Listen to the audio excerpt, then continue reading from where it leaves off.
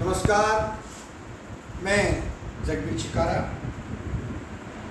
कक्षा 9 विषय सामाजिक विज्ञान, पाठ 3 इतिहास के चैप्टर नंबर 3 में आज हम एक नया प्रश्न आपके सामने लेके हाजिर हुए हैं कि जो नात्सीवादी विचारधारा थी उसने जर्मनी की जनता पर काबू करने के लिए, नियंत्रण स्थापित करने के लिए कौन कौन से तरीकों का सहारा लिया, कौन कौन से हथकंडे अपनाए।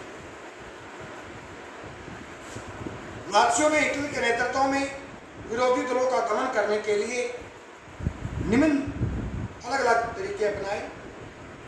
पहला है विरोधी दलों का दमन। हिटलर के द्वारा जर्मनी की सत्ता पर नियंत्रण स्थापित करने के उपरांत जब जर्मनी के राजगद्दी पर बैठ गया, उसके बाद इसने जितने भी अलग अलग पार्टियां थी, दल थे, उनकी दमन की नीति का अपनाया। अर्थात उनके जितने भी नेता थे उनको जेलों में बंद कर दिया गया या वो देश छोड़कर भाग गए। अनेक राजनीतिक संगठनों पर प्रतिबंध लगा दिया। हिटलर ने घोषणा की कि जर्मनी में केवल एक ही राजनीतिक दल होगा, वह दल नात्सी दल होगा। दूसरी बात, मीडिया का प्रयोग।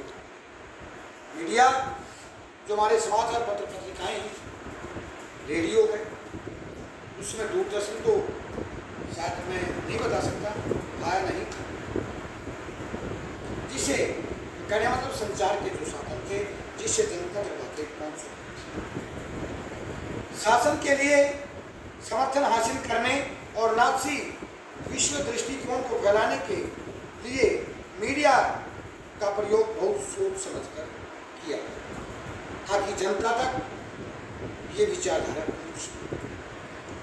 नात्सी विचारों को फैलाने के लिए फिल्मों, तस्वीरों, पोस्टरों, रेडियो, आकर्षक नारों, इश्तहार पर्चों का खूब सहारा लिया गया।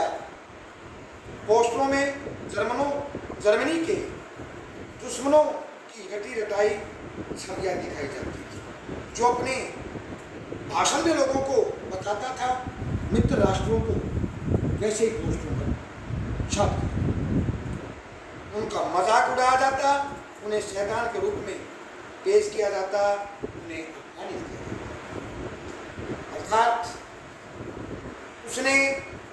किसने हिटलर, चाहे वो समाचार पत्र पत्रिकाएं थी, चाहे वो रेडियो था, चाहे जलसे जुलूस थे, जो भी था, जनता तक अपनी विचारधारा को फैलाने के लिए और जर्मन का जो मित्र राष्ट्र थे, जो जर्मनी की दुश्मन शक्तियां थी, उनके बारे में तरह तरह की विचारधाराएं फैलाई ताकि पूरे जर्मन की जनता उन्हें अपना जन्मजात शत्रु माने। शिक्षा, रेडियो और सिनेमा घरों पर नियंत्रण। नाजीवादी विचारधारा ने या हिटलर ने जर्मन के सभी शिक्षण संस्थाओं को अपने नियंत्रण में लिया गया था। उनमें केवल नाजी दल के उद्देश्यों और आदर्शों का गुणगान गाया जाता था। सिनेमा के माध्यम से यहूदियों के प्रति नफरत फैलाने का काम किया जाता था ताकि लोग यहूदियों को अपना कट्टर शत्रु माने और उनके प्रति उनमें आक्रोश पैदा हो, उन्हें मौत के घाट उतार। तो राष्ट्रवाद का सहारा। हिटलर ने जर्मनी की जनता पर अपना नियंत्रण स्थापित करने हेतु उग्र राष्ट्रवाद का सहारा लिया। उसने जर्मनी के जनगणों में भावना को भर दिया, मतलब आम जनता जो जर्मनी की थी उसके अंदर अपनी विचारधारा से लोगों को बोध किया। उग्र राष्ट्रवादी भावना के साथ ही वर्साई की संधि के अपमान का बदला भी ले सकते हैं। आप ऐसे सैनिक बनिए, ऐसे देश के नागरिक बनिए कि जो हमारे साथ इन दुश्मन राष्ट्रों ने बर्ताव किया है, जर्मनी के टुकड़ों में बांट दिया है, जर्मनी पर प्रतिबंध लगा दिया है, जर्मनी में बेरोजगारी, भूखमरी जो आज फैल रही है, उन सबके जिम्मेदार ये हैं। इस तरह की विचारधारा देखकर उनके अंदर एक आक्रामक विद्रोह पैदा हो गया। नाज़ी संगठनों का गठन, हिटलर ने जर्मनी में नार्डिक जर्मन आर्यों के 10 साल से छोटे बच्चों के लिए वो 14 साल तक की उम्र के लड़कों के लिए हिटलर यूथ और 18 साल के लड़के लड़कियों के लिए लेबर सर्विस का गठन किया गया। इन संगठनों ने हिटलर के उद्देश्यों और आदर्शों को बढ़ाने में अहम योगदान दिया। जिस तरह आप जानते हैं कि जिस तरह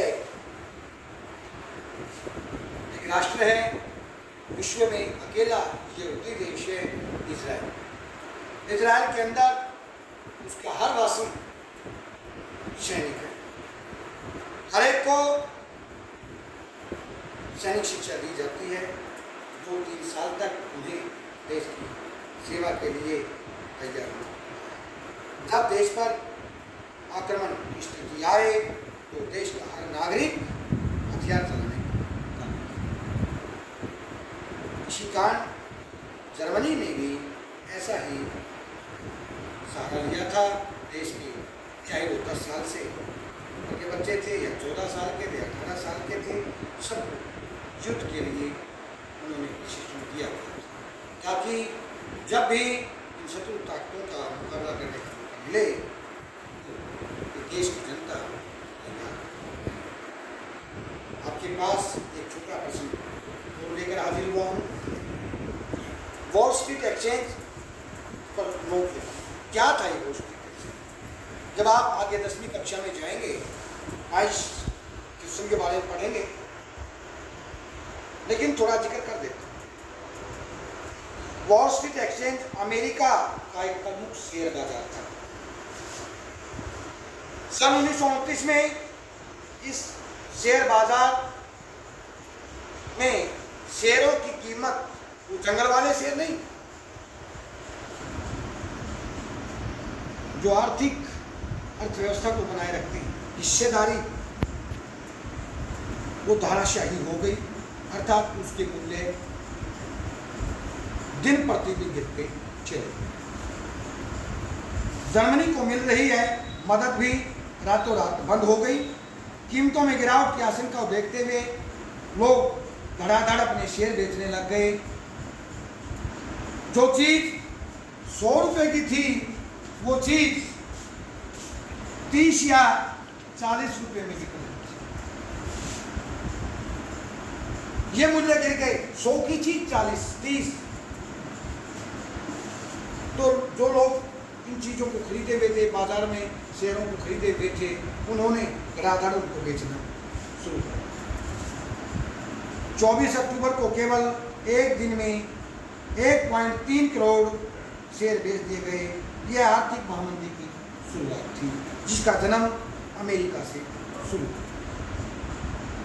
1929 से लेकर 1932 तक अगले 3 सालों में अमेरिका की राष्ट्रीय आय घटकर केवल आधी रह गई।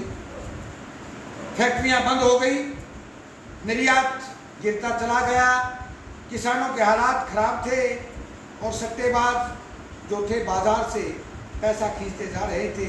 अमेरिकी अर्थव्यवस्था में आई इस मंदी का असर पूरी दुनिया पर। मैं छोटा उदाहरण दे दूं, इसके साथ तो नहीं है, जैसे अब ये लॉकडाउन चल रहा है, कोविड-19 जिसने महामारी का रूप धारण किया, जिसने पूरे विश्व को प्रभावित करके रख दिया। सभी फैक्ट्रियां बंद थी, बाजार बंद थे, दुकानें बंद थी, स्कूल कॉलेज बंद थे, ऑफिस बंद थे, कुछ ही मुख्य रूप से कुछ खुले थे। इसने भी देशों की अर्थव्यवस्था को काफी धक्का लगा। ये इस महामारी के कारण हुआ तो वो प्रथम विश्व युद्ध में जो 1914 से 1918 तक लड़ा गया, तो अमेरिका ने मित्र राष्ट्रों में, जिनमें इंग्लैंड, फ्रांस, रूस, जो दूसरे देशों का रूस था, उनकी, यूरोपीय देशों की अन्न से, धन से, हथियारों से, गोला बारूद से, सैनिक साजो सामान से मदद की थी। लेकिन जब 1918 में युद्ध बंद हुआ तो उसके पश्चात अमेरिका ने जो दिया हुआ कर्ज था, पैसे के रूप में था या वस्तुओं के रूप में था, वो मांग करनी शुरू कर दी। वहां से अमेरिका की जनता ने, फैक्ट्रियों ने मांग करनी शुरू कर दी सरकार से। सरकार ने फ्रांस से, इंग्लैंड से मांग की, तो उन्होंने क्या किया, अपनी देश की मुद्रा देनी चाहिए। अगर हम भारत का रुपया अगर पाकिस्तान में ले जाएं तो वो नहीं चलेगा, हमें उसको एक्सचेंज कराना पड़ेगा, बदलना। उन्हें मना कर दिया, उन्हें कहा है सोना चांदी बदले में दीजिए या डॉलर मेरे देश की करेंसी हो गई। इन राष्ट्रों ने हाथ खड़े कर दिए और हाथ खड़े करते ही जो दिया गया पैसा था, अमेरिका ने का जो बैंक था, शेयर बाजार था, उसमें गिरावट आती चली गई। लगभग लाखों करोड़ों लोग बेरोजगार थे, सड़कों पर पैदल लोग घूम रहे थे, बाजारों में शोपीस में सामान रखा हुआ था, पैसे की कमी थी, कोई भी खरीददार नहीं था। और इसका असर धीरे धीरे हर देश एक राष्ट्र से जुड़ा हुआ था, हर देश पर पड़ता चला गया। एक देश ऐसा था जिसको हम रसिया कहते हैं, रूस कहते हैं, जिसमें 1917 में क्रांति आके लेनिन की सरकार बन चुकी थी। वो केवल समाजवादी सरकार बनने पर, साम्यवादी गवर्नमेंट बनने पर, वह उत्पादन और वितरण के साधनों पर एक आदमी का अधिकार न होके पूरे समाज का अधिकार था। केवल एक रूस ऐसा देश था जो इस महामंदी से बचा था, वरना इसने पूरी दुनिया को 4-3 सालों तक अपने लपेट में ले लिया। दुनिया को एक भारी मुश्किलात का सामना करना पड़ा।